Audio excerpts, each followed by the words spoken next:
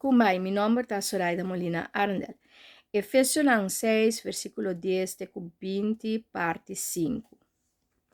Banda de titim reto espiritual, botim oposição espiritual também. Essa aqui não também nós temos de sinha batalhar. Que men, sinha batalhar é reto não espiritual, sinha batalhar é oposição não espiritual. Que é uma oposição espiritual? Uma oposição espiritual está reto não obstáculo não e resistência não riba e jornada espiritual. Força não of influência não que los trobabo para obter e vitória e que opone e cria dificuldade para crescer espiritualmente, conectar com o que está divino of tene e fé na alto. Algum exemplo tá?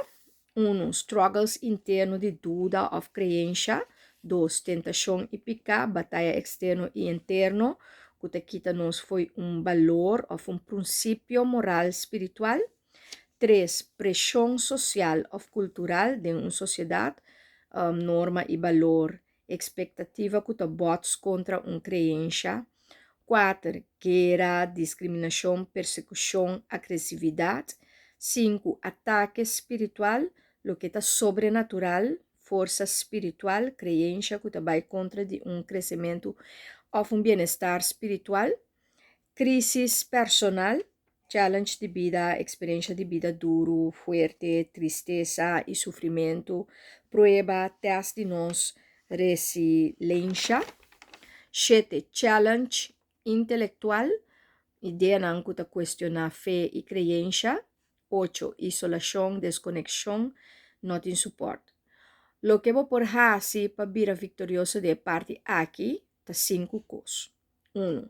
Reza, reza, reza, reza, continuamente, constantemente, tu hora vai. 2. Busca guia. 3. Reflexionar personalmente para onda bastanca e contém uma solução para aqui. 4. Tem grupo de sostém. Anto 5. Tem diferente maneira para deal com challenge e vou por usar alguma prática espiritual para sair para adiante.